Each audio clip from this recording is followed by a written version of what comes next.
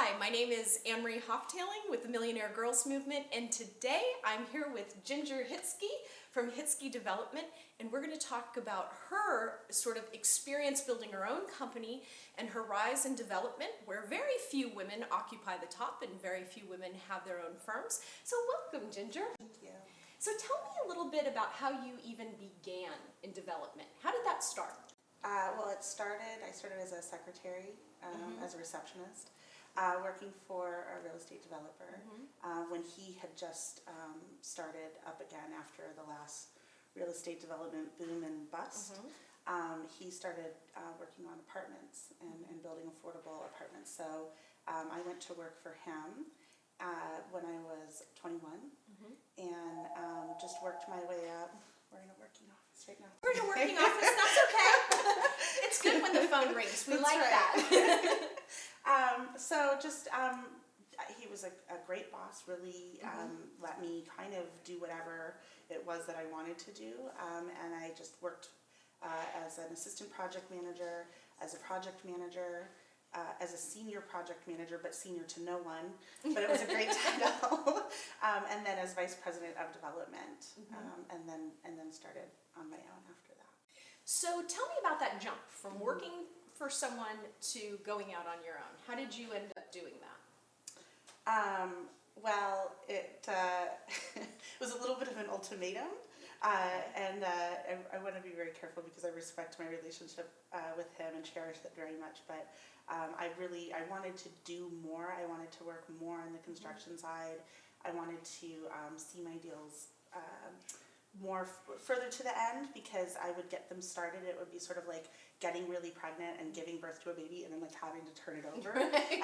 And so I wanted to move further, and so I thought, I'll just, maybe I'll do some deals on the side. And he didn't like when I presented that as something I wanted to do. That didn't go over very well. And so as an ultimatum, you can either do deals on the side, or you can have your job, but you can't do both. Right. So I chose to leave, which was really, I didn't even believe I couldn't believe I was doing it, because I loved my job, loved my boss, loved my job. I was paid really well, Sure. It was amazing. And so, I don't always say, you're never going to get rid of me. You're going to have to get a restraining order to get rid of me, because I love my job so much. And so, but I wanted more. It was a very long, drawn-out discussion. It wasn't just like, boom, you're fired. It was like 3 months of conversations about this. And, he really said, I know you, and I know that you could probably do one project on the side and do everything that you do, but then you're going to want to do another. Right. And then you're not going to be able to balance it. And I was I couldn't argue with that. It's true. That's really kind of how I am. Right. So, so it was a very, it was the best thing he could have ever done, is give me an ultimatum. So let me ask you this. Starting out in development, how did you get your first client? Because that's a very different, it's a different world than getting your first client in other environments. And I sort of know a little better about how complex that is than a lot of the outside world might understand. So, how did you do that?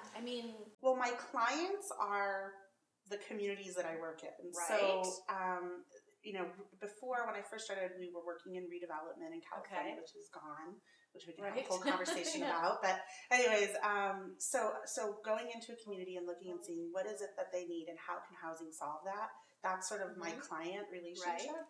And desperation. I just was like, okay, I just quit my job and I wasn't planning on doing this and I have no money, so I better hustle. And I did what I always did, for a living. Sure. I, found a site, found an opportunity, and executed it in the way that I knew how. So let's talk about that for 1 second, because you said I had no money. Right. How much money did you start with to launch your company, if you don't mind us asking? No, I started when I stopped having a paycheck. All I had was a loan advance from a pension that the company I worked for started. And it was about $14,000, like $14,150 or $250, or something really small. And I couldn't even get it when I first left. And so they lent it to me, which was very nice. The company lent it to me. And so when it finally, was given to them, then that debt was retired. But that's it. And I mean, it was like hand to mouth every single month. It was frightening. It was awful. And like, when I did make the decision, so I'm married and I have 2 boys, and my little one was too little. He's 8 now, but he was too small to like, have any part of this discussion. But my older son was in junior high. And like we decided this when we were on a vacation. Like it was like all I contemplated that whole vacation was just like, am I going to leave my job or not? And it was like, okay, the worst thing that could happen is we would just be homeless. Like we would lose our house and I would lose my car. Right? That was me rationalizing it. Like that's the worst thing that could happen. And my oldest son said, well, it's a good thing you know a lot of people that build affordable housing. Because I was like, yes, like we could, or my husband's in the Navy, we could live in base housing. Have a positive attitude. Right. You're like, the bad news is we would be homeless. The good news is we could probably find affordable housing. Exactly. So but that was my mentality. Right. So you started with about $14,000, give or take a few pennies. Yeah. And then 5 years later, right? Where are you today in company size? In like a financial size, I don't know that I want. No, you don't have to tell us that. But how big of a size company do you have? How many employees do you have? How many projects do you have? Things like that. Okay. So we've completed 3 developments: a 36 unit, 103 unit, and a 60 unit project. This is one of them that we're in right now.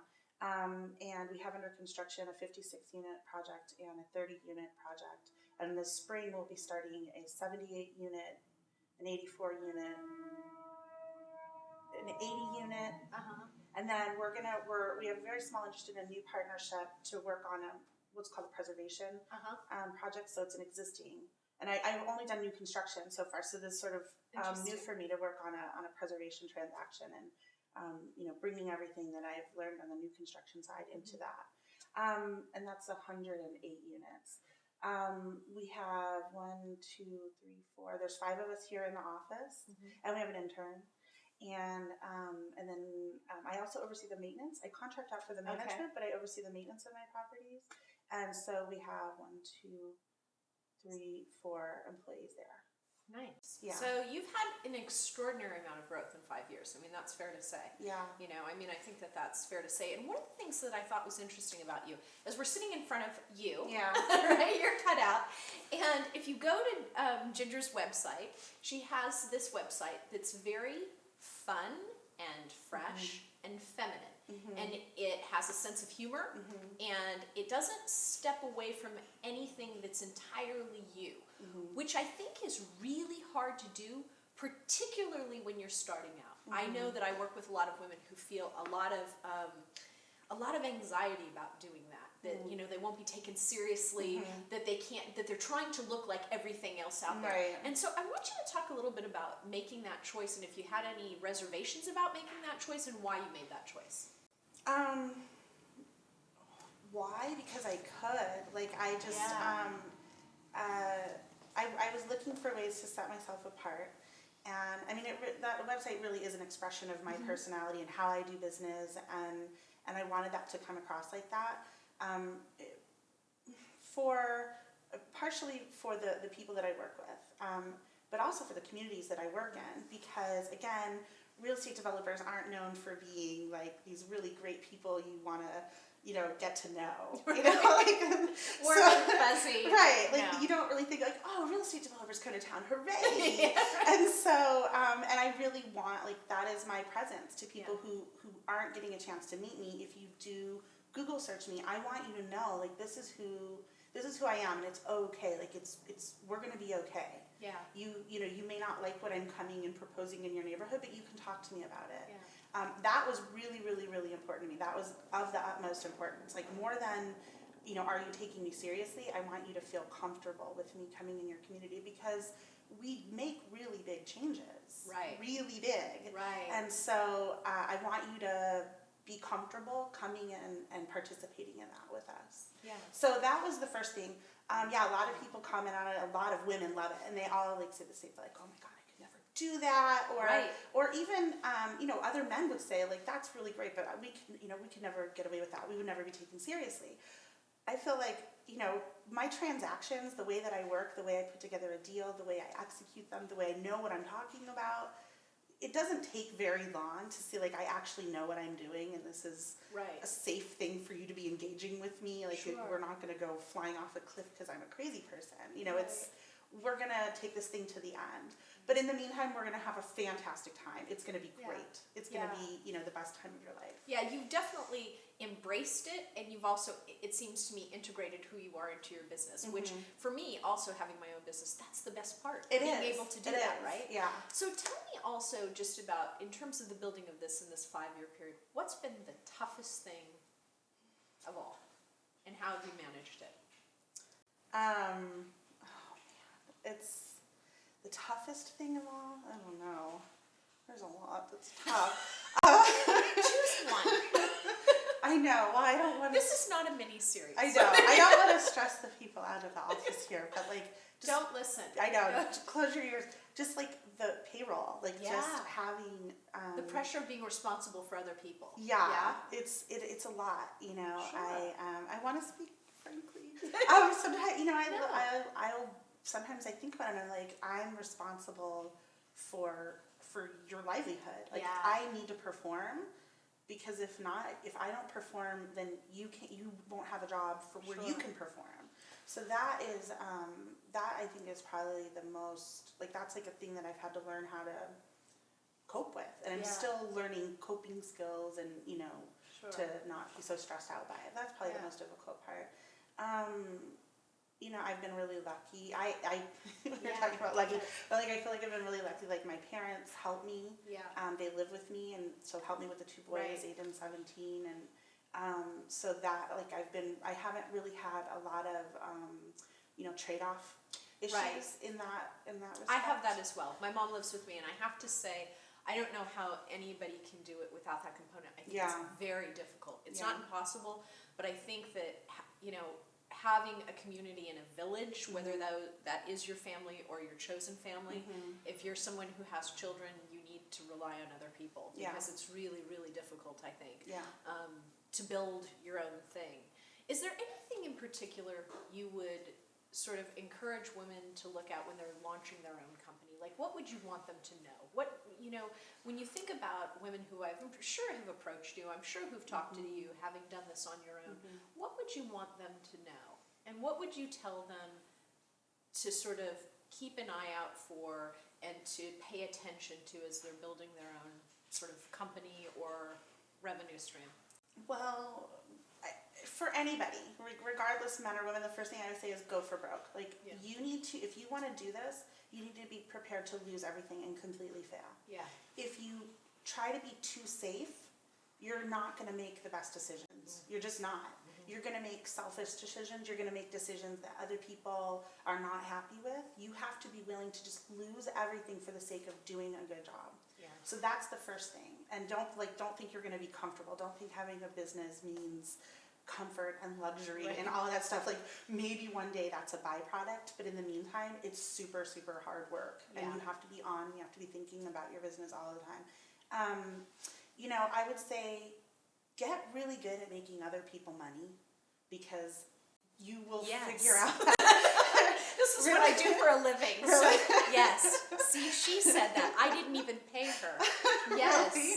Yeah, I mean, if in your business you can make sure that everybody is being taken care of Yeah. by working with you, you're gonna be fine. They're gonna, you know, they're gonna want to make sure you're getting paid, that, you know, you're successful. If, you know, you need to look out for everyone and be, you know, selfless in that way. But in the end, it's like there's a huge reward for doing Right. that. So. Right. So before we finish, I always like to ask people this: what would surprise people to learn about you?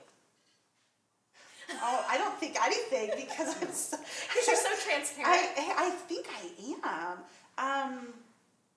Oh my gosh. So you don't have like a huge tattoo of a unicorn on your back or something? No, I would never get a tattoo. Maybe See, maybe that's that's the most surprising. surprising thing. I'm like Because- secretly conservative or Because something. that is surprising. Yeah. See, that does surprise me about you.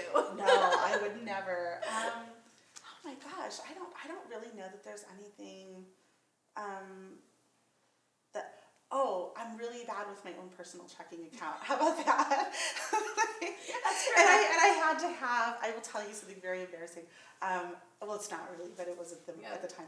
I had when I was closing my first transaction, the equity investor, the person who was handling it, knew me for a really long time, and she had my credit report. She's like, Ginger, what is this? You cannot have this kind of stuff on your credit report. Like, this is ridiculous. You need to pay, like, just stupid little things like that. And I was like, you know what?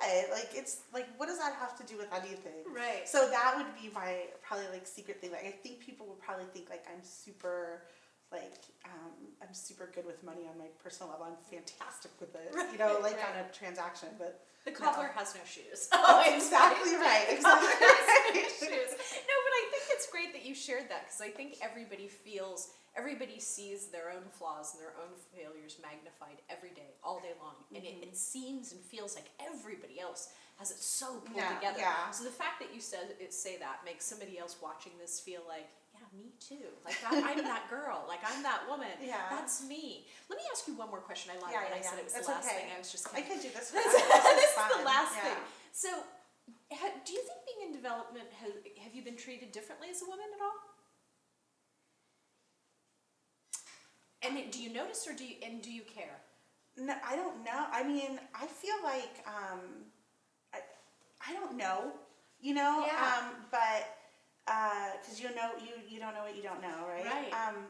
But I think being a woman it helps a lot. I think because society gives us permission to be all sorts of things, right? Like, you know, and we're also expected, right, to be empathetic and thoughtful and caring and all of these things that you're sort of taught to be. And I think that's helped me in my business. You know, it's helped me be a business person, and it helps me be the kind of person that people want to do business with. So, so I don't know. I feel like really, really lucky. Yeah. I know that I know when I look around a table and I'm like, oh my God, you know, like, here I am again, the only girl here again. Yeah.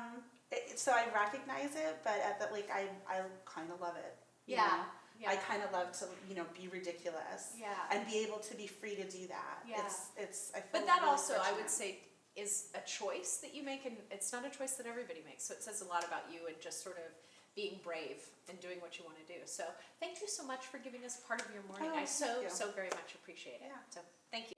And we look forward to listening to you or hearing from you very soon online. Bye-bye.